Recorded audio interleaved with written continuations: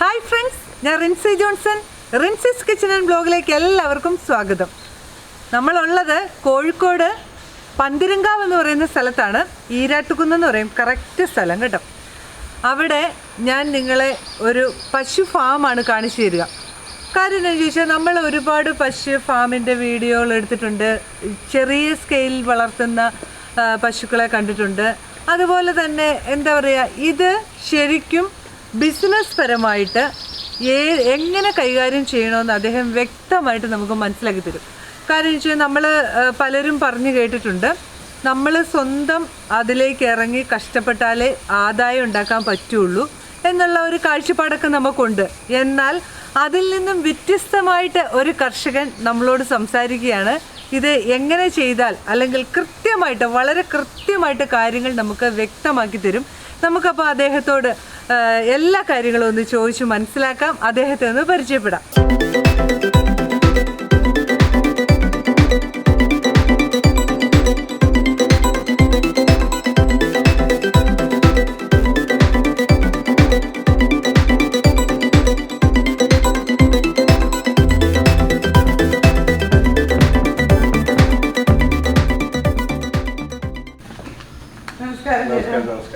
ഇതാണ് ഞാൻ പറഞ്ഞ ചേട്ടൻ. നമുക്ക് അദ്ദേഹത്തെ ഒന്ന് പരിചയപ്പെടാം. ചേട്ടൻ പേരെന്ന് പറഞ്ഞു?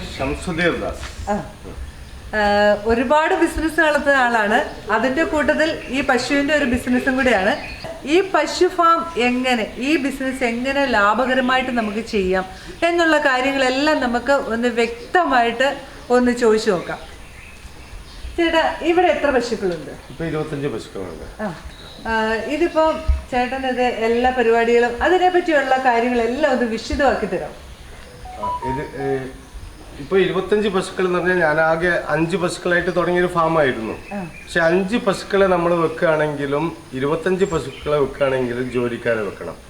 അപ്പൊ 5 പശുവിന് പകരം ഞാൻ എന്ത് ചെയ്തു, ഫാമൊക്കെ ഒന്ന് 25 പശുക്കളെ നിർത്താനുള്ള സെറ്റപ്പിലേക്ക്. ഏകദേശം 30 പശുക്കൾ ഇതിൽ പോകും. പിന്നെ ഡെലിവറി ഒക്കെ ആകുമ്പോൾ കിടാങ്ങളൊക്കെ ഉണ്ടാകുമ്പോൾ ഒരു 5 റാക്ക് നമ്മൾ കാലിയാക്കിയിട്ടുണ്ട് എപ്പോഴും. അങ്ങനെ 25 പശുവിൻ്റെ ഒരു ഫാം ആക്കിയിട്ടാണ് ഇത് ഡെവലപ്പ് ചെയ്തത്. ഇവിടെ ജോലിക്കുള്ളത് 2 ഫാമിലിയാണ്. ഹിന്ദി ഫാമിലിയാണ്, അവർ ബംഗാളുകാരാണ്. അവർ ഭാര്യയും ഭർത്താവുമാണ്. അവർക്കുള്ള ഒരു ചെറിയ വീടാണ് ഇതിൻ്റെ സൈഡിലുള്ളത്. അവർക്കുള്ള ഫെസിലിറ്റിയും പിന്നെ അവർക്ക് മറ്റുള്ളത് ഗ്യാസുകൾ നമ്മളെ ബയോഗ്യാസ് തന്നെയാണ് യൂസ് ചെയ്യുന്നത്. കുക്കിംഗ് ഗ്യാസായിട്ട് അവർ യൂസ് ചെയ്യുന്നത് ബയോഗ്യാസ് തന്നെയാണ്.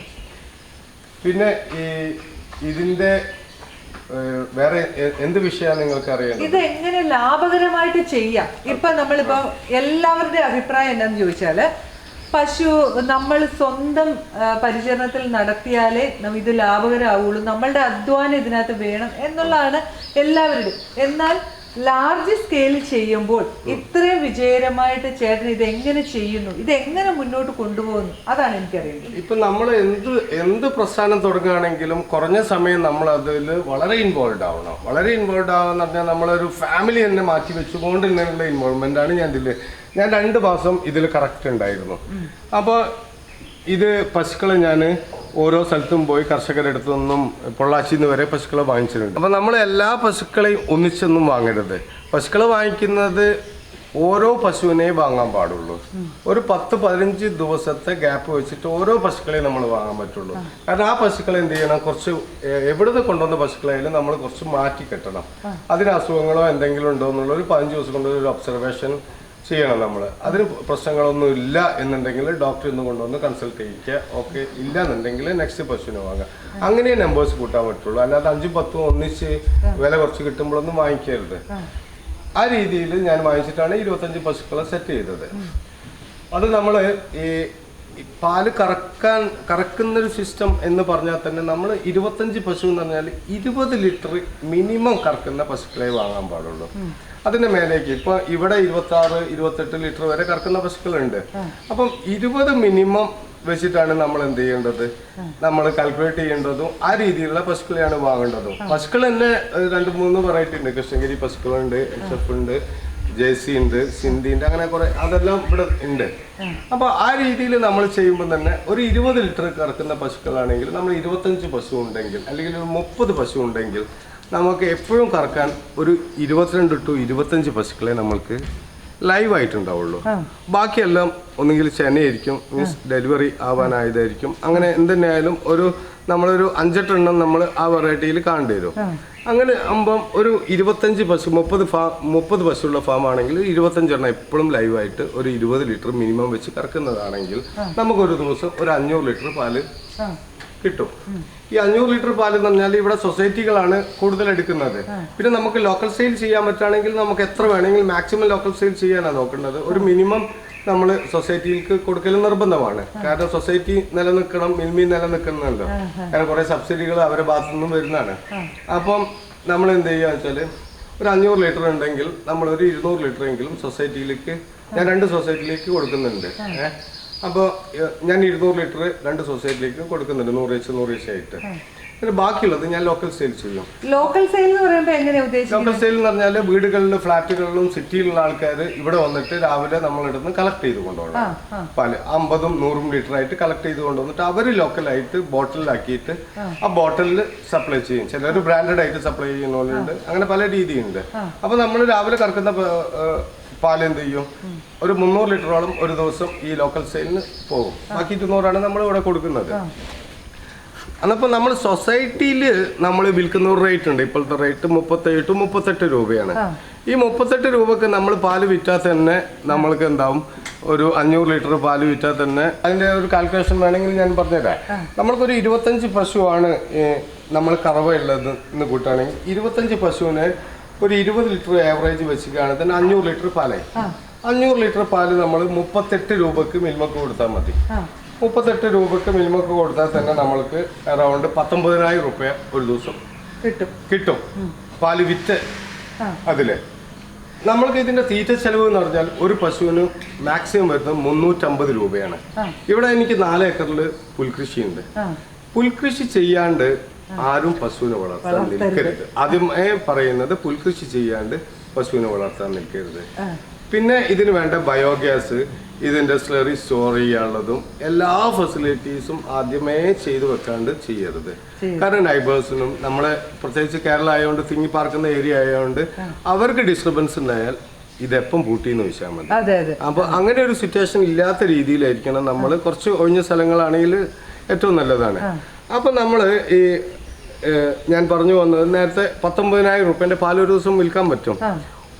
ഒരു പശുവിന്റെ ഒരു ദിവസത്തെ കൂലി ചെലവ് വന്നാൽ 60 രൂപയെ വരുള്ളൂ. ഒരു പശുവിന് അറൗണ്ട് 1,800 to 2,000 രൂപയാണ് ഒരു മാസത്തിൽ ഒരു ലേബർക്ക് നമ്മൾ കാണേണ്ടത്. 30 പശുക്കളെ നോക്കുകയാണെങ്കിൽ ഒരു 50,000 രൂപ കൂലി കൊടുക്കണം നമ്മൾ. ഒരു 2 ഫാമിലി വേണം 30 പശുവിനെ നോക്കണമെങ്കിൽ. പുല്ലരിയാനും അതിനെ തീറ്റ കൊടുക്കാനും പാല് കറക്കാനും എല്ലാത്തിനും കൂടിയുള്ളത്. പിന്നെ ചാണകം ഉണക്കലും അങ്ങനെ കുറെ പ്രോസസ്സ് ഉണ്ട് ഇതിൽ. അപ്പൊ 50,000 രൂപ വെക്കുകയാണെങ്കിൽ ഒരു പശുവിന് ആവറേജ് 60 രൂപ ഒരു ദിവസം അവരെ ചെലവ് വരും. മീൻസ് അവരെ കൂലി വരും. അപ്പൊ കൂലിയും നമ്മളെ പശുക്കളെ തീറ്റയും നോക്കുകയാണെങ്കിൽ 350 രൂപ ഒരു ദിവസം എക്സ്പെൻസ് വരും ഒരു പശുവിന്. അപ്പൊ നമ്മൾ നേരത്തെ 19,000 രൂപ ഒരു ദിവസത്തെ പാലിന്റെ വിറ്റുവരവ് വന്നു. അപ്പൊ 350 രൂപ വരും ഒരു പശുവിന്റെ എക്സ്പെൻസ് ഒരു ദിവസം. ആ എക്സ്പെൻസ് എന്ന് പറഞ്ഞാല് ഒരു 10 കിലോ കാലിത്തീറ്റകൾ വേണം. ഇവിടെ കൊടുക്കുന്ന TMR, മിൽമന്റെ ഗോൾഡ്, പിന്നെ പരുത്തിപ്പിണ്ണാക്ക്, അങ്ങനെ എല്ലാം കൂടി ആണ് വരുന്നത്. അന്നപ്പം ഒരു 25 രൂപ ഏവറേജ് വെച്ചിട്ട് 10 കിലോ ആകുമ്പോൾ 250 രൂപ വരും അവര് കാലിത്തീറ്റകൾ മാത്രം. പിന്നെ അത് കൂടാണ്ട് അതിന് വരുന്ന വൈക്കോൽ ഒരു 50 രൂപന്റെ വൈക്കോല്. പിന്നെ പച്ചപ്പുല്ല് എൻ്റെ തന്നെയാണ്, ഓൺ സാധനം ആയതുകൊണ്ട് അതിന് വിലയില്ല. ഒരു 50-60 രൂപ ഈ ജോലിക്കാരെ എക്സ്പെൻസ്. അങ്ങനെയാണ് 350 രൂപ വരുന്നത്. ഈ 25 ലിറ്ററിന്റെ മേലേക്ക് വരുമ്പോൾ തീറ്റ കുറച്ചും കൂടി കൂടും. അതിനനുസരിച്ച് ഇൻകം വരും. നമ്മൾ ഏവറേജ് ഇപ്പം ഒരു 20 ലിറ്ററിന്റെയാണ് ഞാൻ കാൽക്കുലേഷൻ ചെയ്യുന്നത്. അങ്ങനെയാണെങ്കിൽ 350 രൂപ പ്രകാരം നമ്മൾ കാൽക്കുലേറ്റ് ചെയ്യുകയാണെങ്കിൽ ഒരു 30 പശുവിന് 10,500 രൂപന്റെ എക്സ്പെൻസ് വരും ഒരു ദിവസം. നേരത്തെ പറഞ്ഞത് 19,000 രൂപന്റെ പാലാണ് നമ്മൾ ഒരു ദിവസം വിൽക്കുന്നത്. അപ്പൊ 9,000 രൂപ ബാലൻസ് ആണ്. 9,000 രൂപ ബാലൻസ് എന്ന് പറഞ്ഞാല് ഇതിന് ലീവ് ഇല്ലല്ലോ പശുക്കൾക്ക്. അപ്പൊ 30 ദിവസം കണ്ടിന്യൂഷൻ ആയിരിക്കും. 2,70,000 രൂപ 30 പശുവിനെ പോറ്റിയിട്ട് മിൽമക്ക് മാത്രം കൊടുത്താൽ പാലിനത്തിൽ നമ്മൾക്ക് ബാലൻസ് ഉണ്ടാവും. അത് നേരെ മറിച്ച് നമ്മൾ മാക്സിമം ലോക്കൽ സെയിൽ ചെയ്യുകയാണെങ്കിൽ 50 രൂപക്കും 60 രൂപക്കും, ഞാനിപ്പോൾ 38 രൂപയാണ് കൂട്ടിയത്, 50 രൂപക്കും 60 രൂപക്കും നമ്മൾക്ക് വിൽക്കാൻ പറ്റുകയാണെങ്കിൽ അത് 5 ലക്ഷം 6 ലക്ഷം രൂപ വരെ നമ്മളെ ഇൻകം 30 പശുക്കളിൽ നിന്നുണ്ടാവും. ഇത് കൂടാണ്ട് കിട്ടുന്നത് നമ്മൾ സ്ലറി വേണമെങ്കിൽ വിൽക്കാം. ചാണകം പൊടിച്ച് ഒരു ചാക്കിന് ഞാനിവിടെ 250 രൂപയായിട്ടാണ് ചാണകം വിൽക്കുന്നത്. അതിലും കൂടുതലൊക്കെ വിൽക്കാം. 300 രൂപക്കൊക്കെ വിൽക്കുന്നവരുണ്ട്. പിന്നെ ചെറിയ പാക്കറ്റൊക്കെ ആക്കിയാൽ അതിലും കൂടുതൽ ലാഭങ്ങൾ കിട്ടും. കാരണം ഞാനിവിടെ ഒന്നാമത് എൻ്റെ ചാണകവും മൂത്രങ്ങളും ഒന്നും ഞാൻ പുറത്ത് വിൽക്കലില്ല. കാരണം എനിക്ക് ഓർഗാനിക് ഫാം ഉള്ളതുകൊണ്ട് ഞാൻ എല്ലാ സാധനങ്ങളും അവിടേക്ക് പോകലാണ്. അവിടെ ഒരു 0 എക്സ്പെൻസ് കിട്ടാൻ വേണ്ടിയിട്ടാണ് അങ്ങോട്ട് കൊണ്ടുപോകുന്നത്. അപ്പം ഈ രീതിയിൽ നമ്മൾ ചെയ്താൽ ഒരു 30 പശുവിനെ പക്കയായിട്ട് നമ്മൾ ബിസിനസ് പരമായിട്ട് നോക്കുകയാണെങ്കിൽ, ഇപ്പോൾ എൻ്റെ ഇത് തന്നെ നോക്കുന്നത്, ഞാൻ 2 മാസം ഇതിലൊന്ന് ഇൻവോൾവ് ആയി. എൻ്റെ മകനാണ് ഇപ്പോൾ ഫോളോ അപ്പ് ചെയ്യുന്നത്. എൻ്റെ മകനാണ് ഇതിൻ്റെ എല്ലാ കാര്യങ്ങളും, അക്കൗണ്ട്സ്, ഇതിന് ഡോക്ടേഴ്സിൻ്റെ വിഷയങ്ങൾ, ഫാമിലെ എക്സ്പെൻസ്, തീറ്റ വാങ്ങിക്കുന്നത് എല്ലാം എൻ്റെ +2 പഠിക്കുന്നതാ മകനതവിടെ. മകനാണ് ഈ വിഷയങ്ങളൊക്കെ നോക്കുന്നത്. അപ്പം നമ്മൾ 2 മാസം ഇതിൻ്റെ എല്ലാ വിഷയങ്ങളിലേക്കും ഇത് വളരെ ശ്രദ്ധിച്ച് മകനെ പഠിപ്പിച്ചു. ഇതിന് വരാൻ പോകുന്ന എന്തൊക്കെ അസുഖങ്ങളുണ്ട്, ഇതിൻ്റെ ഡെലിവറി സമയത്ത് ഉണ്ടാകുന്ന ബുദ്ധിമുട്ടുകൾ എന്തൊക്കെയാണ്, കുളമ്പ് രോഗം, അങ്ങനെ ഒരുപാട് അസുഖങ്ങളുണ്ട്. പുറത്തുനിന്ന് കൊണ്ടുവരുന്ന പശുക്കൾക്കാണെങ്കിൽ അസുഖങ്ങളുണ്ട്.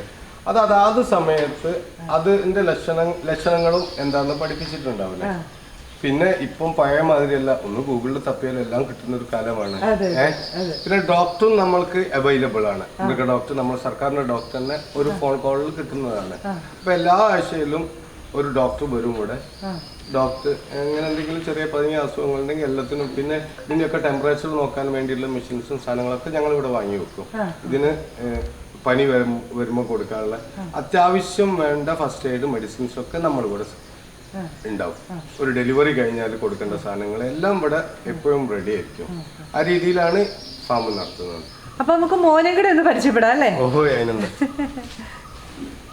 ഇതാണ് നമ്മുടെ യുവ കർഷകൻ. മോന്റെ പേരെന്ന് പറഞ്ഞാണ് ദേവ്. അപ്പൊ മോൻ ഇവിടെ എന്തൊക്കെയാടാ ചെയ്യുന്നത്? എല്ലാ കാര്യങ്ങളും അച്ഛൻ ഏൽപ്പിച്ചിരിക്കുന്നു. എല്ലാ ഉത്തരവാദിത്വത്തോടു കൂടി ചെയ്യുന്നു. അത് കൂടാതെ അവനൊരു കൊച്ചു മുതലാളി കൂടെയാണ് കേട്ടോ. അവന്റെ അക്കൗണ്ടിലേക്കാണ് എല്ലാ, ഇല്ലേ, ഇതിന്റെ എല്ലാ എക്സ്പെൻസ് വരുന്ന ഇൻകം ഒക്കെ അവരാണ് ഡീൽ ചെയ്യുന്നത്. ഇതിന്റെ കാശ് വരുന്നു, അവനൊരു അക്കൗണ്ട് ഓപ്പൺ ചെയ്ത് കൊടുത്ത്. അത് തന്നെയല്ല, അത് അവനത് എന്താ പറയാ, കൃത്യമായിട്ട് ഡയറി എഴുതി അവന്റെ അച്ഛനെ കാണിച്ചു കൊടുത്തോണ്ട് അല്ലേ, ആ ഒരു രീതിയിൽ തന്നെയാണ്.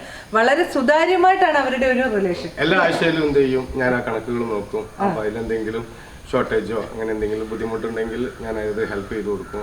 ഞാൻ +2 ആണ്, +2 പഠിക്കുന്നത്. അപ്പൊ +2 പഠിക്കുന്ന ഒരു കൊച്ചു മിടുക്കനെ അപ്പൻ ബിസിനസ്സിലേക്ക് ഇറക്കിയേക്കുവാണ്. ആദ്യം തന്നെ ഞാൻ പറയാ, ഇതിലേക്ക് ഇറക്കി തിരിക്കുമ്പോൾ തന്നെ ഇതിൽ നിന്ന് തന്നെ ഒരുപാട് പാഠങ്ങൾ അവന് പഠിക്കാനുണ്ട് അല്ലേ? ഒന്നാമത് തന്നെ ഒരു കൃത്യനിഷ്ഠയായിട്ടുള്ള ഒരു ജീവിതം അല്ലേ, ഒരു അടുക്കും ചിട്ടയും ആണ് ശരിക്കും ഇവിടുന്ന് കിട്ടുക അല്ലെ. അവർക്ക് കൃത്യമായിട്ടുള്ള പരിചരണം വേണം. അവന് ഓടി ഇവിടെ എത്തണം. അവന്റെ ക്ലാസ് ഉണ്ട്. അതുപോലെയുള്ള എല്ലാ കാര്യങ്ങളും അവൻ കൃത്യമായിട്ട് കൈകാര്യം ചെയ്യുന്നു. അപ്പൊ കുട്ടികൾക്ക് വേറെ ഒരു ഇതിലേക്കും തിരിഞ്ഞു പോവാൻ സമയമില്ല ഇല്ലേ? പശുക്കളെ മാത്രം നോക്കല്ല, ജോലിക്കാരെ എങ്ങനെ മെയിൻറ്റെയിൻ ചെയ്യണം ഒക്കെ ഇതിൽ കൂടി പഠിക്കും.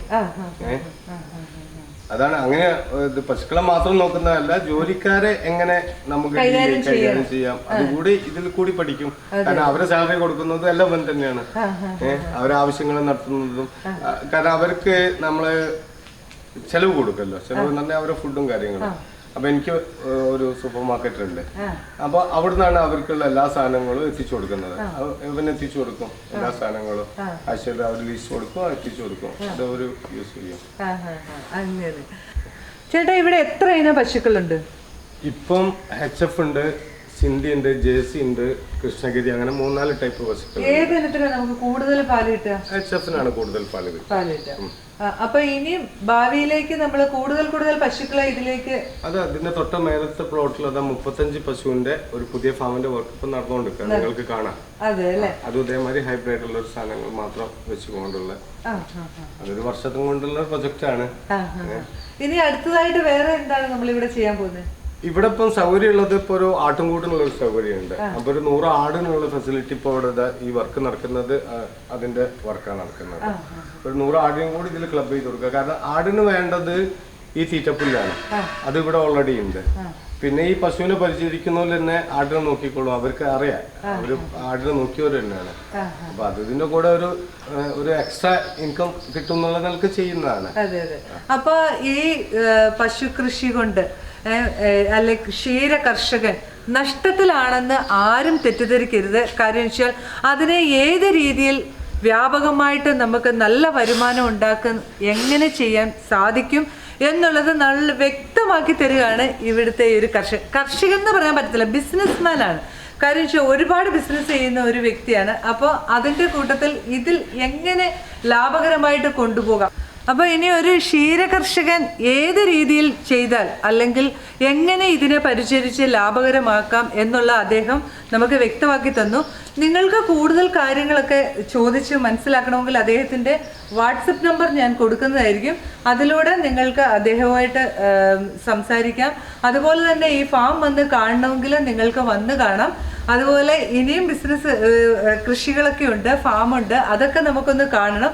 അതുപോലെ തന്നെ ഈ പാല് മാത്രമല്ലാതെ മറ്റുള്ള എന്തൊക്കെ കാര്യങ്ങൾ ഇവിടെ ചെയ്ത് അദ്ദേഹം പണം നമുക്ക് സമ്പാദിക്കാം എന്നുള്ളതും കൂടെ നമുക്ക് പറഞ്ഞു തരും. അതും കൂടെ ഒന്ന് ചോദിക്കാം. ചേട്ടാ, ഇത് പാൽ അല്ലാതെ മറ്റുള്ള ഇതുകൊണ്ട് ലാഭകരമായിട്ട് എന്തൊക്കെ നമുക്ക് കിട്ടുന്നുണ്ട്? ഡെയിലി ഒരു 5-6 ചാക്ക് ചാണകം ഇതിൽ നിന്ന് കിട്ടുന്നതാണ്. അത് ഡ്രൈ ഉണക്കിയിട്ട് പൊടിച്ചിട്ട് നമ്മൾ പുറത്തോട്ട് വിൽക്കുക. എന്നെ സംബന്ധിച്ചുള്ള വിൽക്കുന്നില്ല, എനിക്ക് കൃഷിത്തോട്ടം ഉള്ളതുകൊണ്ട് ഞാൻ അങ്ങോട്ട് എടുക്കുന്നതാണ്. അപ്പൊ ഡെയിലി ഒരു 5 ചാക്ക് ചാണകം പൊടിച്ച് വിറ്റാൽ അത് തന്നെ ഉണ്ടാവും ഒരു 1000 റുപ്യന്റെ മേലെ അഡീഷണൽ കിട്ടുന്ന. പിന്നെ അതുകൂടാണ്ട് ഇത് കുറച്ചും കൂടി ലാഭകരമാക്കണമെങ്കിൽ പാലിന്റെ ബൈ പ്രൊഡക്ട്സുകൾ ഉണ്ടാക്കണം. ഞാൻ ആ യൂണിറ്റ് തുടങ്ങിയിട്ടില്ല, നെക്സ്റ്റ് സ്റ്റെപ്പ് അതാണ്. പാൽ നമ്മളെ കിട്ടുന്ന പാലിന്റെ ബൈ പ്രൊഡക്ട്സ് എന്ന് പറഞ്ഞാൽ മോര്, തൈര്, ഗീ, നെയ്യ്, വെണ്ണ, പനീർ, ഇങ്ങനെ എല്ലാ ബൈ പ്രൊഡക്ട്സും ചെയ്തിട്ട് നമ്മളത് പുറത്തെ മാർക്കറ്റിൽ കൊടുത്താൽ അല്ലെങ്കിൽ നമുക്കൊരു ബ്രാൻഡ് ആക്കിയിട്ട് ചെയ്യാനാണ് നെക്സ്റ്റ് സ്റ്റെപ്പ്. അപ്പൊ നമ്മൾക്ക് ഒരുപാട് ഇതിലും കൂടുതൽ ലാഭം നമുക്ക് ഉണ്ടാക്കാൻ പറ്റും. ഈ പാല് മാത്രം വിൽക്കുന്ന ഒരു സിസ്റ്റം മാറി ചിന്തിക്കുക. അപ്പൊ നമുക്ക് എത്ര പാലുണ്ടെങ്കിലും പുറത്ത് കൊടുക്കാതെ നമുക്ക് തന്നെ ഉൽപ്പന്നങ്ങളാക്കിയാൽ മതി. ഇപ്പൊ പനീർ ഇപ്പോഴത്തെ ഒരു ജനറേഷനിൽ എല്ലാ കുട്ടികളും യൂസ് ചെയ്യുന്ന ഒരു സാധനമാണ്, ഹെൽത്തിയാണ്. ഇപ്പൊ പനീർ ഉണ്ടാക്കുക, നമുക്ക് ഒരു 1 ലിറ്റർ പാലിൽ നിന്ന് 100 ഗ്രാം പനീർ ഉണ്ടാക്കാം. അത് വളരെ ഈസി ഉള്ള ഒരു മെത്തേഡാണ്. പനീർ ഉണ്ടാക്കലും മോരുണ്ടാക്കലും തൈര് ഉണ്ടാക്കലും അതിനൊക്കെ മെഷീനറീസ് ഒക്കെ ഉണ്ട് ഇപ്പോഴത്തെ കാലത്ത്. അപ്പൊ ഇവരുടെ കുഞ്ഞുങ്ങളെ നമ്മൾ എന്താ ചെയ്യാ? കുഞ്ഞുങ്ങളെ ഞാൻ ഒരു 2 മാസം 3 മാസം വരെ പോറ്റും. അപ്പോൾ ഇവിടുത്തെ ഏതെങ്കിലും ഞങ്ങളെ നാട്ടിലാരെയും കർഷകര് ചോദിച്ചു കഴിഞ്ഞാൽ ഞാൻ അതിന് കാശൊന്നും വാങ്ങിക്കാണ്ട് കൊടുക്കലാണ്. അത് വിൽക്ക വേണമെങ്കിൽ ഒരു 5 റുപ്യ 6000 റുപ്യ ഒക്കെ ഓരോരുത്തർക്ക് വിൽക്കാം. അധികം സംഭവിക്കുന്നത് എന്താ വെച്ചാല് അധികം ആൾക്കാരുടെ ഈ കുട്ടികൾ, ഈ പശുക്കുട്ടികൾ പ്രസവത്തിൽ ഡെലിവറികളിൽ മരിച്ചാലൊക്കെ അവർക്ക് രണ്ടാമത് പാല് കറക്കാൻ വേണ്ടി കുട്ടികളെ വേണ്ടി വരും. അന്നപ്പോ എന്നോട് ചോദിച്ചു കഴിഞ്ഞാൽ ഞാൻ ഒന്നിനെ കൊടുക്കുന്നതാണ്. വേണമെങ്കിൽ വിൽക്കാം, നമുക്ക് 3000, 4000, 5000 രൂപക്കൊക്കെ വിൽക്കാം. കൂടുതൽ വളർത്തില്ല കുട്ടികളെ. കാരണം ഒരു കുട്ടീനെ വളർത്തി നമ്മളൊരു 2 വർഷം വരെ വളർത്തി ഉണ്ടാക്കണം. ഇത് ചെന പിടിച്ചിട്ട് ഡെലിവറി ആവണമെങ്കിൽ 1 ലക്ഷം റുപ്യ എക്സ്പെൻസ് വരും. അപ്പൊ അതിന് നിക്കല്ലേ ഇപ്പൊ. ബിസിനസ് പരമായിട്ട് ചിന്തിക്കുമ്പോൾ കുട്ടികളെ വളർത്തുന്നത് അത്ര ലാഭകരമല്ല. ആ സമയത്ത് നമുക്കൊരു പശുവിനെ വാങ്ങിച്ചാൽ 20-26 ലിറ്റർ പാലുള്ള ഒരു പശുവിനെ പോറ്റുന്നതാണ് കുറച്ചുകൂടെ ലാഭകരം. എപ്പോഴും ഒരു 20 ലിറ്റർ, ഒരു 22 ലിറ്റർ ആ ഏവറേജുള്ള പശുക്കളാണ് എപ്പോഴും നല്ലത്. അസുഖങ്ങൾ കുറയും. കൂടുതൽ ലിറ്റേഴ്സ് കിട്ടുകയാണെങ്കിൽ കൂടുതൽ ഹൈജീനിക് ആയിരിക്കണം, കൂടുതൽ നമ്മൾ കെയർ വേണ്ടി വരും. 30, 35, 40 ലിറ്റർ കറക്കുന്നത് കേരളത്തിൽ ഒരുപാട് ആൾക്കാർ എടുത്തിട്ടുണ്ട്. അപ്പൊ അത് നമ്മൾ ആ ഒരു റേഞ്ചിലേക്ക് പോവുകയാണെങ്കിൽ അത് കുറച്ചും കൂടി ഹൈടെക് ആയിട്ടുള്ള, അത് വേറെ തന്നെ. ഇപ്പൊ ഞാൻ പുതിയ ഫാം തുടങ്ങുന്നതൊക്കെ ആ റേഞ്ചിലുള്ള പശുക്കളാണ്. അപ്പൊ അത് കുറച്ചും കൂടി ഹൈടെക് ആയിരിക്കും. ആ രീതിയിലേക്കുള്ള ഒരു പ്രോസസ് ഒക്കെ ആയത് ഉദ്ദേശിക്കുന്നത്. ശരിക്കും മിനിമം ഒരു ദിവസം എത്ര ലിറ്റർ കറന്നാൽ നമുക്ക് ലാഭകരമായി മുന്നോട്ട് പോകാം? 10 ലിറ്ററിലും മേലെ കറക്കുന്ന പശുക്കളായിരിക്കണം. 10 ലിറ്റർ എക്സ്പെൻസ് ആണ്. 10 ലിറ്റർ നമ്മൾ കൊടുത്താൽ 350 രൂപ കിട്ടും. മിൽമ കൊടുത്താൽ നമ്മളെ എക്സ്പെൻസ് അത്ര വരുന്നുണ്ടല്ലോ. അതിന്റെ മേലേക്ക് എത്ര പാല് കിട്ടുന്നോ അതാണ് ലാഭം. എപ്പോഴും ഞാൻ ഒരു കർഷകരോട് പറയുന്നത്, നിങ്ങൾ പുൽകൃഷി ഇല്ലേ, നിങ്ങൾ ഈ ഒരു പ്രോസസ്സിൽ. അതെ, ഞാൻ അത് ചോദിക്കുന്നുണ്ട് ചേട്ടനോട്. പുതിയതായിട്ട് ഈ ഇതിൽ ഒരു ബിസിനസ് ആയിട്ട് ചെയ്യാൻ താല്പര്യത്തോടുകൂടി വരുന്ന യുവ കർഷകരോട് ചേട്ടൻ എന്താ പറഞ്ഞു കൊടുക്കുക? നമ്മൾ പുൽകൃഷി ഒരു 30 പശുവിനെ വളർത്തണമെങ്കിൽ ഒരു 4 ഏക്കറെങ്കിലും പുൽകൃഷി ഉണ്ടായിരിക്കണം. ആദ്യം നമ്മൾ പശുവിന്റെ ഫാമല്ല ഉണ്ടാക്കേണ്ടത്, പുൽകൃഷിയാണ് ഉണ്ടാക്കേണ്ടത്. പുൽകൃഷി ഉണ്ടാക്കിയിട്ട് സെറ്റ് ആകുമ്പോഴത്തേക്കും ഫാമിന്റെ പണി തുടങ്ങിയാൽ മതി. അത് ഇപ്പം ഒരുപാട് സ്ഥലങ്ങളിൽ ലീസിന് കിട്ടാനുണ്ട്. അപ്പൊ ലീസിന് എടുത്തിട്ട് ചെയ്താൽ, ഞാൻ തന്നെ ഇവിടെ എന്റെ സ്ഥലത്തിന്റെ അപ്പുറത്തൊക്കെ ഉള്ളത് ലീസിന് എടുത്തതാണ്. ലീസിന് എടുത്തിട്ട് അവിടെയാണ് പുൽകൃഷി ചെയ്യുന്നത്. ഈ പുൽകൃഷി ചെയ്യുന്നത് തന്നെ നമ്മളൊരു ഫാം തുടങ്ങുകയാണെങ്കിൽ, എനിക്ക് ഇവിടെ തൊഴിലുറപ്പ് പദ്ധതിയാണ് പുൽകൃഷി ചെയ്തു തന്നത്. ഇവിടെ 1400 പണി എനിക്ക് ഫ്രീ ആയിട്ട് അവർ ചെയ്തു തന്നാണ്. കാരണം ഈ സൊസൈറ്റികൾക്ക്, മിൽമന്റെ സൊസൈറ്റികൾക്ക് പഞ്ചായത്തിലും സ്കീമുണ്ട്, പുൽകൃഷി ചെയ്യാനുള്ള സ്കീമുണ്ട്. അപ്പൊ ഞാൻ അതിന് അപ്ലിക്കേഷൻ കൊടുത്തപ്പം അവർ ചെയ്തു തന്നതാണ് അത്. അപ്പൊ അതേമാതിരി എന്തൊക്കെ നമ്മൾക്ക് പഞ്ചായത്തിൽ നിന്നും മിൽമയിൽ നിന്നും കിട്ടാണ്ടോ അതൊക്കെ നമുക്ക് ഇപ്പം തന്നെ 10 പശുവിന്റെ ഒക്കെ സ്കീമുണ്ട് ഗവൺമെന്റിന്റെ, അതിലൊക്കെ അപ്ലിക്കേഷൻ കൊടുക്കാം. പക്ഷെ ഒരു ബിസിനസ് നമ്മൾ തുടങ്ങുകയാണെങ്കിൽ നമ്മൾ അതിനൊന്നും കാത്തിക്കാണ്ട് എന്ത് ചെയ്യണം, നമ്മളെ അടുത്ത് കാശുണ്ടെങ്കിൽ നമ്മൾ എന്ത് ചെയ്യുക, ഫ്രഷ് ആയിട്ട് ആരും ഡിപ്പെൻഡ് ചെയ്യാണ്ട് ചെയ്യുമ്പോഴാണ് കുറച്ചും കൂടി ഫാസ്റ്റ് ആവുള്ളൂ. നമുക്ക് ഈ കൂടിനൊക്കെ എല്ലാം കൂടെ എത്ര മുതൽ മുടക്കുണ്ടായിരുന്നു? 30 പശു എന്ന് പറഞ്ഞാൽ മിനിമം 25 ലക്ഷം റുപ്യ ഇൻവെസ്റ്റ്മെന്റ്, 25 to 30 ലക്ഷം റുപ്യ വരെ. ഇപ്പോഴത്തെ നല്ല ഹൈബ്രിഡ് പശു ആണെങ്കിൽ നമ്മൾ, ഞാൻ പറഞ്ഞ 25 ലിറ്റർ ഒക്കെ കറക്കുന്ന പശുക്കളാണെങ്കിൽ 80, 90, 1 ലക്ഷം റുപ്യ വരെ കോസ്റ്റ് ഉണ്ട്.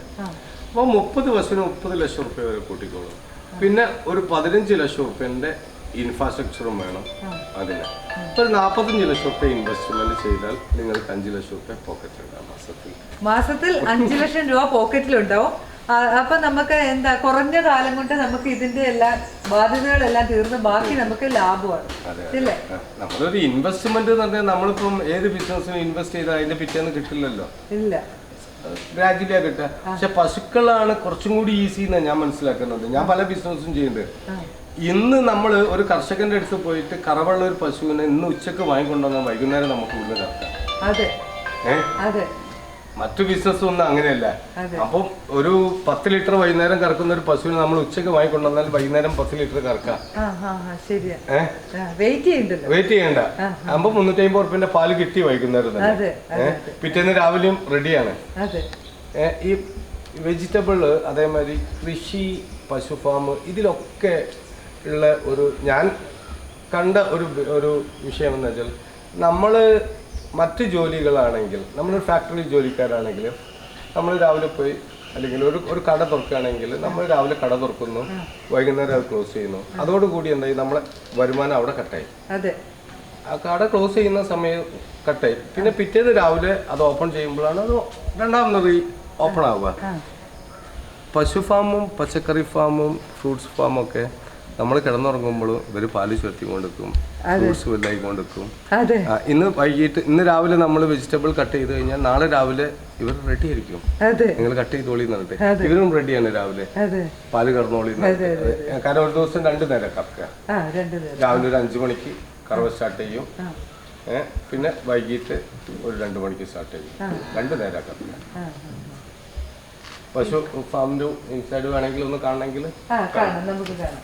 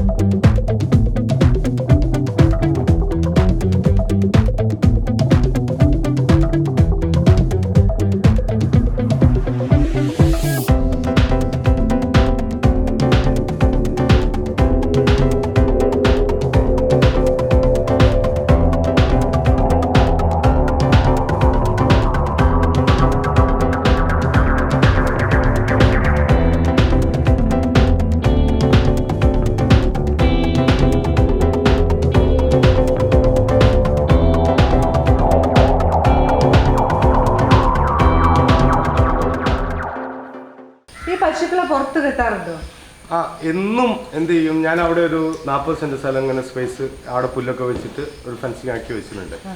എന്നും 5 പശുക്കൾ എന്ത് ചെയ്യും, വൈകിട്ട് പാലെല്ലാം കടന്നു കഴിഞ്ഞാൽ അവിടെ കൊണ്ടുപോയിട്ട് മേയാനിടും. ഒരു 2 മണിക്കൂർ 3 മണിക്കൂർ വൈകിട്ട് അവർ പുല്ലരിഞ്ഞ് കഴിയുന്നവരെ അവിടെ ഉണ്ടാവും. അത് കഴിഞ്ഞിട്ട് തിരിച്ചു ഇവിടെ കൊണ്ടുവന്ന് കെട്ടും. എന്നും അത് റിപ്പീറ്റ് ചെയ്യും. നെക്സ്റ്റ് ഡേ അടുത്ത 5 പശുക്കളേക്കും. കാരണം ഇത് ഈ ഫാമിൽ മാത്രം നിൽക്കുന്നതാണ്, ഇവർ കാലോട്ടം കിട്ടാൻ വേണ്ടിയിട്ടാണ്. അത് ചെയ്യണം നിർബന്ധമാണ്, നല്ലതുമാണ്. അത് പശുക്കൾക്കൊന്ന് നടന്ന് ഒന്ന് പുറത്തുള്ള കാറ്റൊക്കെ കൊണ്ട്, കാരണം ഇവിടെ ഫാനും മിസ്റ്റും ഒക്കെ ഉണ്ട്. ഫാൻ ഉണ്ട്. കാരണം നമ്മളെ ടെമ്പറേച്ചർ ചിലപ്പോൾ ഹൈ ആവുമല്ലോ, അതിനാണ് ഫാൻ ഉള്ളത്.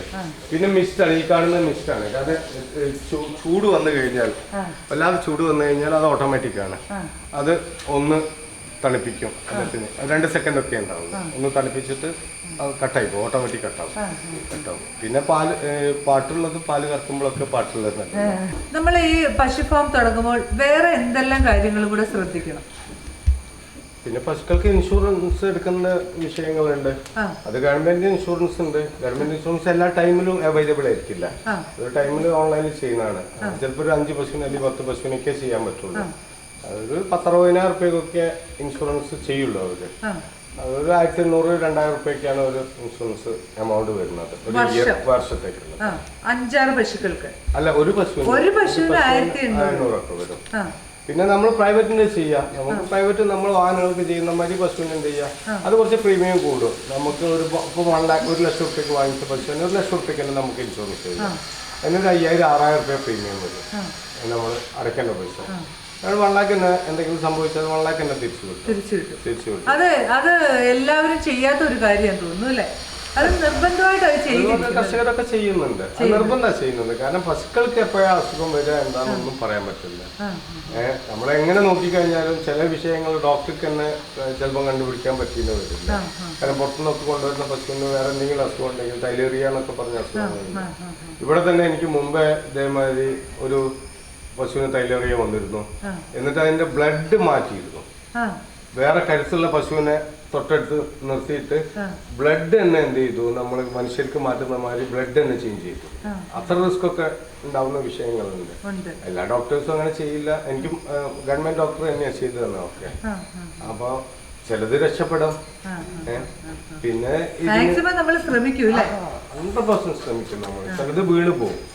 അപ്പൊ പിന്നെ അതിന് ക്രെയിനൊക്കെ ഉപയോഗിച്ചിട്ട് ഒരു ലിഫ്റ്റ് ഉണ്ട്. ആ ലിഫ്റ്റിൽ കെട്ടി തൂക്കിയിട്ട് 10 ദിവസമൊക്കെ വെക്കും. അങ്ങനെയൊക്കെ സംഭവിച്ചിട്ടുണ്ട് ഇവിടെ. അത് അങ്ങനത്തെ പ്രശ്നങ്ങളൊക്കെ ഇതിൽ വരും. കാരണം രോഗങ്ങൾ വരും. കാൽസ്യം നമ്മള് എന്നും ആഡ് ചെയ്യും. ഫുഡിൽ കൂടി കാൽസ്യം കൊടുക്കും. പിന്നെ ഡെലിവറി കഴിഞ്ഞതിന് കാൽസ്യം ട്യൂബ് നമ്മൾ ചെയ്യുന്നുണ്ട്. അല്ലാണ്ട് ഫുഡിൽ കൂടി കൊടുക്കുന്നുണ്ട്. ഡെലിവറി കഴിഞ്ഞതിന് ഒരു സ്പെഷ്യൽ പരിചരണം അങ്ങനെ ഉണ്ടാവും. അപ്പം നിങ്ങൾക്ക് എല്ലാവർക്കും ഒരു ഫാം എങ്ങനെ, പശുക്കളെ എങ്ങനെ ബിസിനസ് പരമായിട്ട് നോക്കി വളർത്തി അതിൻ്റെ പ്രോഫിറ്റ് എടുക്കണം എന്നുള്ള കാര്യങ്ങളെല്ലാം നിങ്ങൾക്ക് മനസ്സിലായി ഞാൻ വിചാരിക്കുന്നു. അദ്ദേഹം വളരെ വ്യക്തമായിട്ട് തന്നെ നമുക്കത് പറഞ്ഞു തരികയും ചെയ്തു. അപ്പം നിങ്ങൾക്ക് ഈ കാഴ്ചകളും ഈ വീഡിയോയും നിങ്ങൾക്ക് ഇഷ്ടമായെങ്കിൽ നിങ്ങൾ ലൈക്ക് ചെയ്യുക, ഷെയർ ചെയ്യുക, സബ്സ്ക്രൈബ് ചെയ്യുക. അതുപോലെ തന്നെ നിങ്ങളുടെ കമൻറ്റുകൾ ഞങ്ങളെ അറിയിക്കുക. എന്തെങ്കിലും സംശയം ഉണ്ടെങ്കിൽ ഏത് രീതിയിൽ മുന്നോട്ട് പോകണം, അല്ലെ പുതിയതായിട്ട് വരുന്ന ആൾക്ക് എന്തൊക്കെ നിർദ്ദേശങ്ങൾ വേണം, അതെല്ലാം ഇദ്ദേഹം നിങ്ങൾക്ക് പറഞ്ഞു തരും. വാട്സപ്പ് കോളിൽ ഒന്ന് ചെയ്താൽ മതി, നിങ്ങൾക്ക് ചാറ്റ് ചെയ്യാം. അപ്പോൾ എല്ലാ കാര്യങ്ങളും വിശദമായിട്ട് നിങ്ങൾക്ക് പറഞ്ഞു തരും. നമ്പർ നമ്മൾ കൊടുക്കുന്നതായിരിക്കും. അപ്പോൾ നമുക്കൊരു ബൈ പറയാം. ബൈ.